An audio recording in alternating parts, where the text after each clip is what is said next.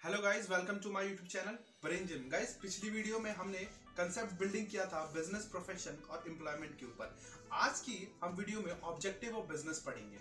ठीक है, objective of business दो तरीके से डिफाइन की जाती है, that is one economic objective और दूसरा that is social objective. Economic objective कौन सी ऑब्जेक्टिव होती है? जिसमें हम मनी का इन्वॉल्वमेंट होता है, जैसे कि हमने पहले पढ़ा था कि इकोनॉमिक एक्टिविटी जिसमें मनी का इन्वॉल्वमेंट होता है, उसी तरीके से इकोनॉमिक ऑब्जेक्टिव जिसमें मनी का इन्वॉल्वमेंट होता है। सोशल ऑब्जेक्टिव क्या से होते हैं? जिसमें सोसाइटी का इन्वॉल्वमेंट होता है, जिसमें हमारा जो प्रॉफिट है, जो कि जिसे हम कहते हैं बिजनेस में प्रॉफिट चाहे मनी का इन्वॉल्वमेंट नहीं होता है। ठीक है, प्रॉफिट या चाहे मनी का इन्वॉल्वमेंट नहीं होता है, वही हमारा होता है सोशल ऑब्जेक्टिव। ठीक है, इकोनॉमिक ऑब्जेक्टिव जो है वो हमारा 3 पार्ट्स में है। For purpose of profit making.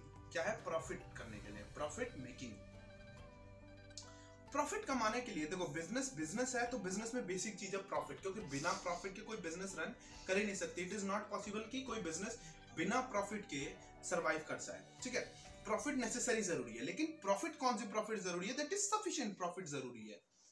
एक बिजनेस को रन करने के लिए कुछ सफिशिएंट प्रॉफिट, मतलब सीमित मात्रा में प्रॉफिट ठीक है, बढ़िया है, लॉन्ग टर्म सर्वाइवल भी कर लेगी एक बिजनेस इससे, और ये बेस्ट भी ऑप्शन है। अगर मैं बात करूं प्रॉफिट में, तो 2 टर्म्स आते हैं। एक तो मैंने बताया जैसे सफिशिएंट प्रॉफिट। ठीक है, सफिशिएंट प्रॉफिट। एक आता है सेकंड टर्म, दैट इज जिसे हम कहते हैं मैक्सिमम प्रॉफिट।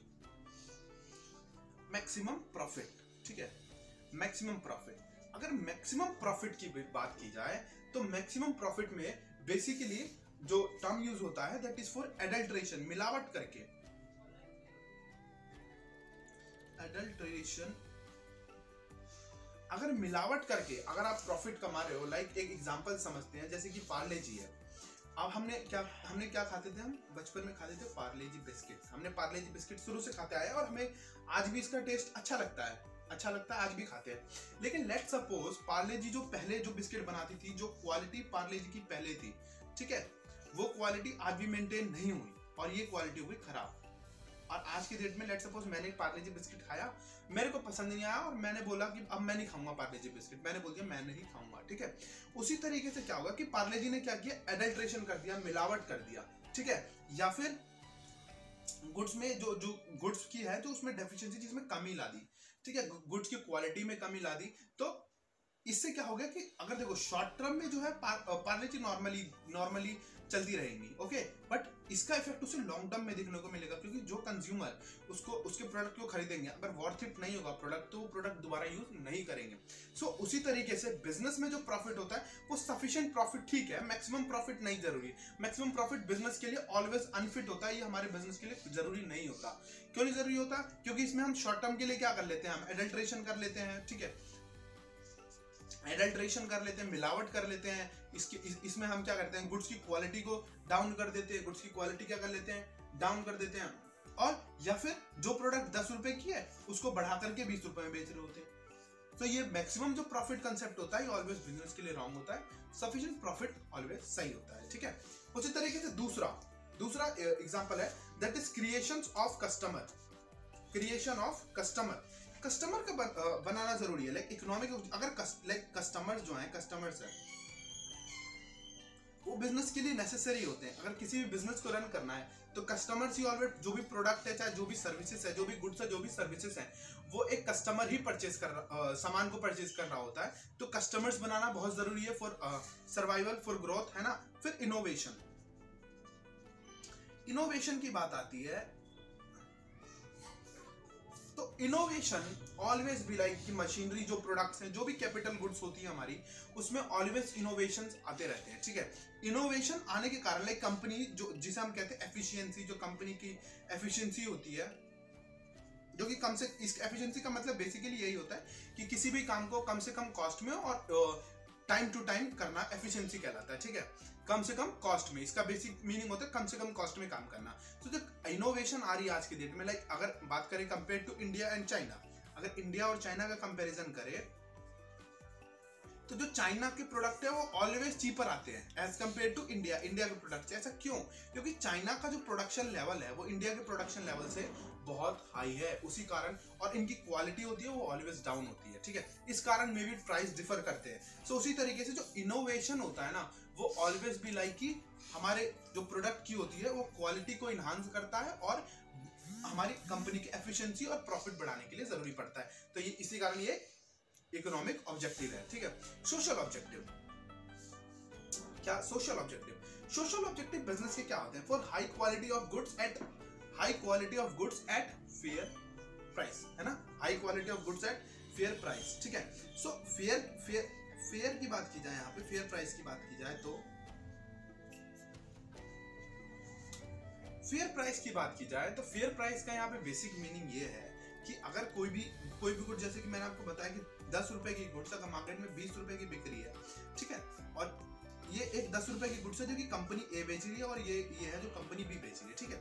सो ये प्रोडक्ट भी सेम है, ये प्रोडक्ट भी सेम है, तो बेसिकली क्या है कि जो कंपनी ए की जो डिमांड होगी वो ऑलवेज हाई रहेगी as compare to company B की ऑलवेज लो रहेगी, क्या रहेगी, लो डिमांड रहेगी। सो उसी तरीके से जो सोशल रिस्पॉन्सिबिलिटी होती है एक कंपनी की, वो high quality of goods at fair objective, ठीक है। Contribution to community development, community को डेवलपमेंट करने में बहुत हेल्पफुल रहनी चाहिए एक बिजनेस को, like for giving employment, for giving मतलब कम्युनिटी डेवलपिंग करने के लिए, for in terms of employment हो गया, in terms of salary wages, तो कम्युनिटी डेवलपमेंट के लिए बहुत जरूरी होती है। Fair return to investors, like company में ऑलवेज लाइक कंपनी किसी जनरली क्या होता है, कंपनी जो होती है वो किसी एक बंदे के पैसे, जो कि ऑनर होता है कंपनी का, जिसे ऑनर है ये पूरे पैसे कंपनी में इन्वेस्ट कभी नहीं कर सकता, तो इसे क्या होता है, इसे चाहिए होते हैं इन्वेस्टर, ठीक है। एक इन्वेस्टर एक कंपनी में पैसा क्यों इन्वेस्ट करता है? Because purpose of return, fair return के लिए, क्योंकि उन्हें जो वो पैसा लगाए उसका रिटर्न उन्हें बेस्ट मिले।